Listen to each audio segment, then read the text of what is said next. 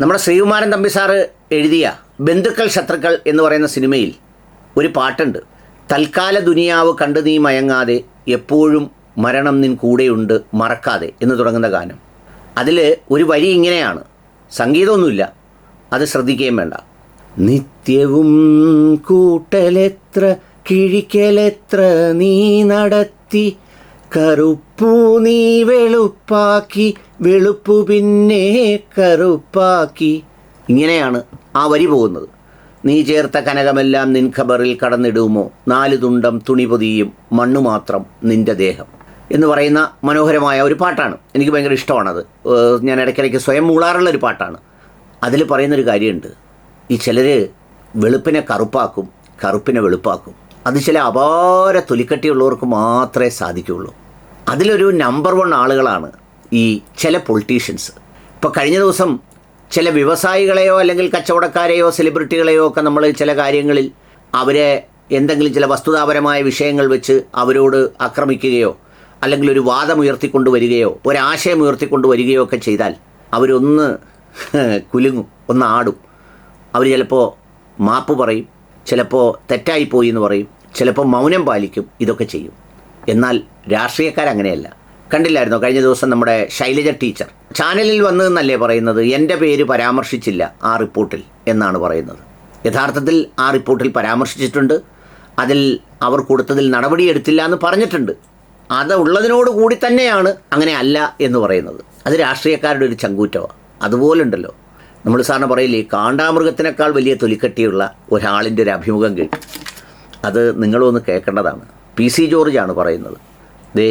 അദ്ദേഹം പറയുന്നതൊന്ന് കേൾക്കൂ, പിന്നീട് വസ്തുത നമുക്കെല്ലാവർക്കും അറിയാവുന്നതൊന്ന് ഓർത്തെടുക്കാം. ഞാനിവിടെ ഒരു സമുദായത്തെ പറ്റിയും കുറ്റം പറയാൻ ഞാൻ സമ്മതിക്കാറ്. എല്ലാ മതസ്ഥരുമായിട്ട് അനുകൂലമായിട്ട് ഞാൻ നിന്നത്. അപ്പൊ നിങ്ങൾ വിചാരിക്കും ഈ കഴിഞ്ഞ ഇലക്ഷൻ 2021 മുസ്ലിം കമ്മ്യൂണിറ്റിയെതിരെ എൻ്റെ കുഴപ്പമല്ല, ഞാൻ അവരെ ഒന്നും ചെയ്തിട്ടല്ല. SDP എന്ന് പറയുന്ന രാജ്യവിരുദ്ധ മുസ്ലിം സംഘടന, അവരുടെ പ്രവർത്തന ഫലമാണത്. അത് തന്നെയല്ല, എൻ്റെ കൂടെ ഞാൻ ഒരുത്തരെ പിടിച്ച് ഒരു പ്രൈവറ്റ് സെക്രട്ടറി ആക്കി. അവൻ കൈക്കൂലി മേടിച്ചപ്പോൾ ഇവിടെ പിടിച്ച് അവൻ്റെ ചെക്കുറ്റിക്കൊന്ന് കൊടുത്തിയാൽ അവൻ്റെ വൈരാഗ്യം. അതുപോലെ തന്നെ ഒരു 3 ഈരാറ്റോട്ടക്കാരനോടും ഉണ്ടായിരുന്ന ഒരു മൗലവിയ, അയാളെ 3 ഗർഭിണിയാക്കി, 3 പെണ്ണുങ്ങളെ അടി കൊടുക്കാതിരിക്കാൻ പറ്റും. ഇവനെല്ലാം കൂടെ കൂടിക്കൊണ്ട് ഈരാറ്റുപെട്ട വർഗീയത പറഞ്ഞാണ്, വർഗീയത ഉണ്ടാക്കിയാണ് മുസ്ലിം കമ്മ്യൂണിറ്റിക്കെതിരായി. മനസാക്ഷിയുള്ള മുസ്ലിം സമൂഹം ഇപ്പോഴും എന്നോട് അനുകൂലമായ സ്നേഹത്തിലാണ് നിൽക്കുന്നത്. ഒരു പൊതുസമൂഹത്തെയും മനസാക്ഷിയെയും എല്ലാ ജാതിയിലും പെട്ട മനുഷ്യരെ, ക്രൈസ്തവ വിശ്വാസികൾ ഉൾപ്പെടെയുള്ള സഹോദരന്മാരുടെ മുഖത്ത് നോക്കി ഇങ്ങനെ പറയാൻ ഇയാളെപ്പോലെ അല്ലാതെ, ആ ഇനത്തിൽപ്പെടുന്നവർക്കല്ലാതെ ആർക്കാണ് കഴിയുക? ഒന്ന് ആലോചിച്ച് നോക്കൂ. എന്താ ഇയാൾ പറയണത്?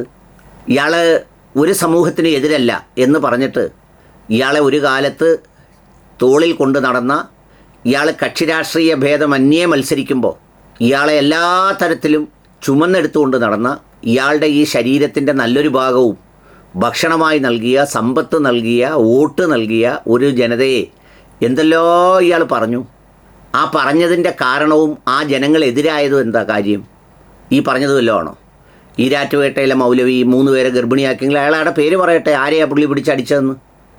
ആരെയാ പുള്ളി ഏതെങ്കിലും കാലത്ത് അത്തരം ധാർമ്മികതയോടൊപ്പം നിന്നിട്ടുണ്ടോ? രാഷ്ട്രീയത്തിൽ നിന്നിട്ടുണ്ടോ? ഇല്ലല്ലോ. ഉമ്മൻചാണ്ടിയെപ്പോലൊരു മനുഷ്യനെ ഏറ്റവും നികൃഷ്ടമായ വാക്കുകൾ കൊണ്ട് സംസാരിച്ച, ഏത് കാര്യത്തിലും കള്ളം മാത്രം പറയുന്ന നമ്മുടെ നമ്പി നാരായണൻ സാറിന് നഷ്ടപരിഹാരം താണ്ട് എൻ്റെ ഈ കൈ കൊണ്ടാണ് വാങ്ങിച്ചു കൊടുത്തതെന്ന് പറഞ്ഞപ്പോൾ ആ ജീവിച്ചിരിക്കുന്ന മനുഷ്യൻ വിറച്ച് പറഞ്ഞില്ലേ, ഇയാൾ അതിനകത്ത് യാതൊരു ബന്ധവും ഇല്ലെന്ന്. അങ്ങേർക്കൊക്കെ അങ്ങനെ പറയാൻ അറിയാവൂ. ഞാൻ പറഞ്ഞത്, അങ്ങനെ പോലും എന്തെങ്കിലും കാര്യത്തിന് പിന്നെ ഇയാൾ വിമർശിക്കുന്ന SDP ആ വേദിയിൽ പോയി നിന്നല്ലേ നിങ്ങളുടെ എന്താ പറയുന്നത്, നേതാവാണ് ഞാനെന്നും നിങ്ങളെ ഓർത്ത് അഭിമാനിക്കുന്നെന്നും അറിയാവുന്നതുപോലെ പാരടി പറയുന്നത് പോലെ ഫാത്തിഹ പഠിച്ച് ഓതി അത് വേദിയിൽ പ്രസംഗിച്ച ആളല്ലേ ഇയാളെന്താ അവിടെ എതിരായത്? ആളുകളെങ്ങനെയാണ് എതിരായത്? അയാളുടെ സ്വന്തം സമുദായത്തിൽപ്പെട്ട ഒരാൾ ഇയാളുടെ ഇരട്ടത്താപ്പും ഇയാളുടെ മനസ്സിലിരിപ്പും ബാഹ്യ സ്വഭാവവും വെളിപ്പെടുത്തുന്നതിന് വേണ്ടി ഒരു ഓഡിയോ കോൾ റെക്കോർഡ് ചെയ്ത് പുറത്തുവിട്ടു. ആ റെക്കോർഡ് ചെയ്ത ഓഡിയോ പുറത്തു വന്നതോടുകൂടിയാണ് അത്രമേൽ സ്നേഹിച്ചിരുന്ന PC ജോർജിനെ ഒരു ജനത തള്ളിക്കളഞ്ഞത്. ഞെട്ടലോടെയാണ്. എന്താ, സാധാരണ നമ്മൾ ചിലരെക്കുറിച്ച് പറയുമ്പോൾ രാഷ്ട്രീയത്തിലൊക്കെ പറയാം അവൻ തന്ത്രശാലിയാണ്, അവൻ അഡ്ജസ്റ്റ് ചെയ്താണ് നിൽക്കുന്നത്, അല്ലെങ്കിൽ അവൻ നോക്കിയാണ് നിൽക്കുന്നത്, അല്ലെങ്കിൽ അവൻ പകുതി അവിടാന്നൊക്കെ. ഈ പറയുന്ന പൂഞ്ഞാറിലെ മുസ്ലിങ്ങൾ, ഈരാറ്റുപേട്ടയിലെ മുസ്ലിങ്ങൾ പി സി ജോർജിനെ കണ്ടത് അങ്ങനല്ല. അവരുടെ ആണ്ടിലെ പ്രവാചകൻ കഴിഞ്ഞാൽ, സഹാബാക്കൾ കഴിഞ്ഞാൽ പിന്നെ പി സി ജോർജ് ആയിരുന്നു അവരുടെ എല്ലാം. അയാളുടെ വായിൽ നിന്ന് ഈ ശബ്ദരേഖ പുറത്തു വന്നപ്പോൾ ഒരു മറുപടിയും ഈ സാധനത്തിന് പറയാനൊക്കാതെ നിശബ്ദനായിപ്പോയി. അപ്പോൾ യഥാർത്ഥത്തിൽ അയാളെ പണിഞ്ഞതാരാ? അയാളുടെ സമുദായത്തിൽപ്പെട്ട തന്നെ ഒരാളാണ് ഇത് റെക്കോർഡ് ചെയ്ത് പുറത്തു വിട്ടത്. ബാക്കിയെല്ലാം കഥകളാണ്. ഒന്ന് ആലോചിച്ച് നോക്കൂ, ഈ കാലഘട്ടത്തിൽ നമ്മുടെ കൺമുന്നിൽ നടന്ന ഇതേ പി സി ജോർജ് പല വേദികളിൽ പല സന്ദർഭങ്ങളിൽ പ്രസംഗിച്ചും പൊതുമാധ്യമങ്ങളിൽ പറഞ്ഞും ആളുകളെല്ലാം അനുഭവിച്ചറിഞ്ഞ സത്യത്തെയാണ് ഇയാൾ തല കീഴായി പിടിച്ചു കെട്ടുന്നത്.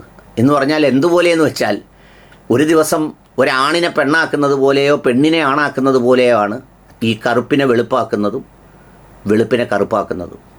അതിൽ ആകെ എനിക്ക് പറയാനുള്ളത്, ഞാൻ നേരത്തെ പാടിയ പാട്ടിൻ്റെ രണ്ടാമത്തെ വരി മാത്രമാണ് എനിക്ക് പറയാനുള്ളത്. നീ ചേർത്ത കനകമെല്ലാം, നീ പിടിച്ച അധികാരം, നീ പറയുന്ന കള്ളം, പച്ചക്കള്ളങ്ങൾ, ഇതൊക്കെ നിൻ്റെ കുഴിമാടത്തിൽ എത്തൂലേ? അന്ന് വെറും 3 തുണിയിലായിരിക്കൂലേ? ആ ഓർമ്മയെങ്കിലും ജീവിച്ചിരിക്കുമ്പോൾ മനുഷ്യർക്ക് വേണ്ടേ? ഇത് ഈ ഏതെങ്കിലും സമുദായത്തോടല്ല പറയുന്നത്. ഇതൊക്കെ പറയുമ്പോൾ പിന്നെ ഒരു കാര്യം, ഒരു ദോഷമുള്ള എന്താ പറയുക, ഇതിൻ്റെ അടിയിൽ വന്ന് കുറേ വിവരദോഷികൾ തെറി എഴുതും. അങ്ങനെ എഴുതാനല്ലിത്. ഒരാളിനെ ബോധ്യപ്പെടാൻ വേണ്ടിയാണ്, അത് സമൂഹത്തിന് ബോധ്യപ്പെടുത്താൻ വേണ്ടിയാണ്. ഒന്ന് ആലോചിച്ച് നോക്കൂ, ഇയാൾ പറഞ്ഞത് വല്ല കാര്യമുണ്ടോ? ഇതാണ് ഓരോ കാര്യത്തിലും ഇവരെ പോലുള്ളവർ എടുക്കുന്ന നിലപാടെന്ന് പൊതുസമൂഹം മനസ്സിലാക്കിയിരിക്കണം. ഇവർക്ക് സത്യത്തോടോ നീതിയോടോ സമൂഹത്തോടോ കാലത്തോടോ ദൈവത്തോടോ ബോധ്യങ്ങളോടോ സ്വന്തം നാവ് കൊണ്ട് പറയുന്ന കാര്യങ്ങളോട് പോലും യാതൊരു ആത്മാർത്ഥതയില്ല. നമ്മൾ സാധാരണ നാടൻ ഭാഷ പറയില്ലേ, കുടിച്ച വെള്ളത്തിൽ വിശ്വസിക്കാൻ കഴിയാത്ത, ഉടുക്കുന്ന തുണിയിൽ പോലും ബോധ്യമില്ലാത്ത, ആ തുണിക്കകത്ത് ഈ കള്ളക്കൂമ്പാരങ്ങളുടെ അസത്യങ്ങളുടെ നഗ്നത തെളിഞ്ഞു നിൽക്കുന്ന വെറും ആൾരൂപങ്ങൾ മാത്രമാണ് ഇതുപോലെയുള്ളവർ.